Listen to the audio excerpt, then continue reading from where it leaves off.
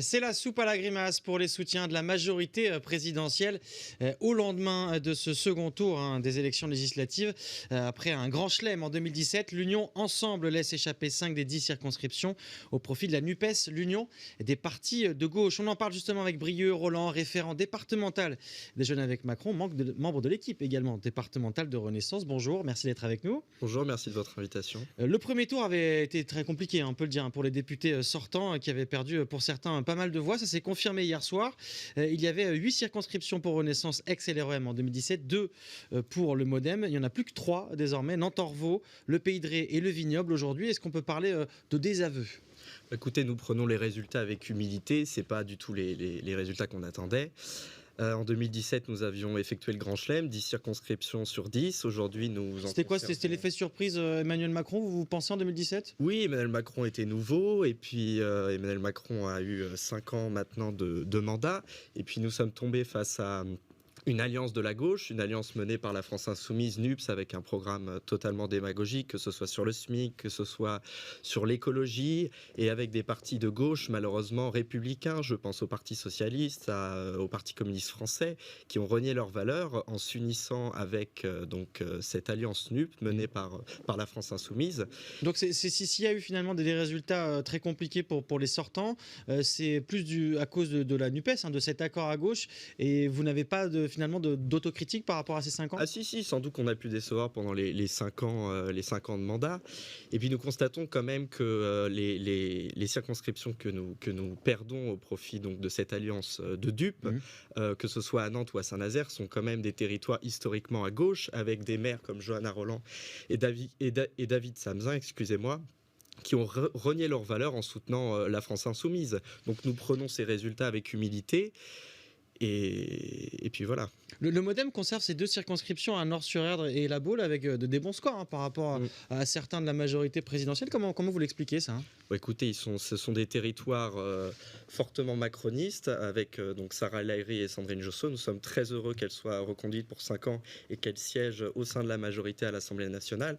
Et donc oui, des territoires extrêmement macronistes et nous sommes très contents de conserver ces 2 circonscriptions. On avait des candidats de la NUPES sur le plateau ce dimanche soir qui nous expliquaient que l'abstention, qui est toujours très importante, 49,51% dans notre département, elle était la faute finalement d'Emmanuel Macron.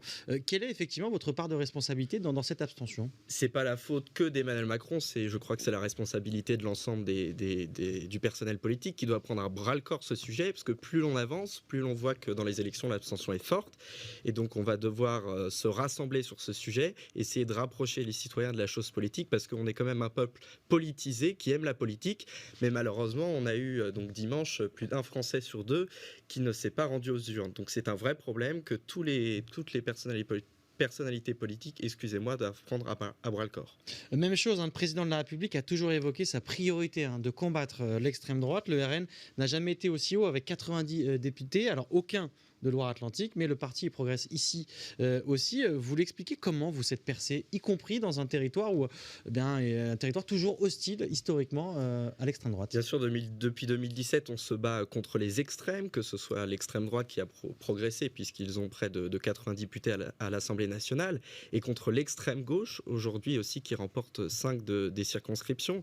Donc on va continuer pendant ces 5 ans à se battre contre les extrêmes. C'est un échec malgré tout les résultats de ce second tour de ce point de vue-là ?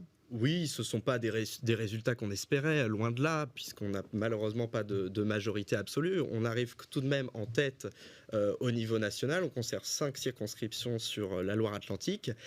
Et donc, il va falloir se mettre au travail dès aujourd'hui pour répondre aux préoccupations des Français et aux enjeux, que ce soit sur l'écologie, sur le pouvoir d'achat. Donc se mettre au travail au plus vite, et on appelle à un large rassemblement de celles et ceux qui veulent travailler dans un esprit républicain. Justement, vous l'avez dit, la majorité absolue, on en est loin, 240 sièges à l'Assemblée nationale, c'est 289 la majorité absolue. Un accord de gouvernement avec les 68 députés, les Républicains UDI, vous paraît indispensable ? Nous, on appelle on est pour un appel de rassemblement à travailler avec celles et Ce ceux. rassemblement, ce serait un accord de gouvernement, ce serait autre chose au Celles cas et par ceux qui cas? veulent travailler avec la majorité présidentielle pour faire avancer la France, parce qu'il s'agit de ça. Il s'agit de faire avancer la France. On voit que l'inflation est très forte, que l'enjeu climatique est extrêmement important. Donc on appelle au rassemblement et puis à travailler ensemble à l'Assemblée nationale dans un objectif constructif pour répondre aux préoccupations des Français. Justement, certains responsables des Républicains, je pense à Christelle Morançais, un présidente de région, Franck Louvrier, le chef de file des Républicains 44, sont favorables à ce travail avec vous. C'est pas le cas au niveau de la direction du parti. On a entendu Christian Jacob aujourd'hui. Ça va être compliqué de gouverner. Oui, après, c'est le parti. Peut-être qu'il y a des députés, que ce soit chez les LR, mais également, je pense, à une partie de la gauche qui souhaite nous rejoindre pour travailler avec nous. Et nous lançons cet appel de rassemblement qui est important pour répondre aux préoccupations des Français, parce que c'est ça dont il s'agit. Merci beaucoup d'avoir été avec nous, Brieux Roland. Je rappelle, vous êtes le référent départemental des Jeunes avec Macron, également membre de l'équipe départementale justement du parti Renaissance, ex La République En Marche. Merci à vous d'avoir accepté notre invitation.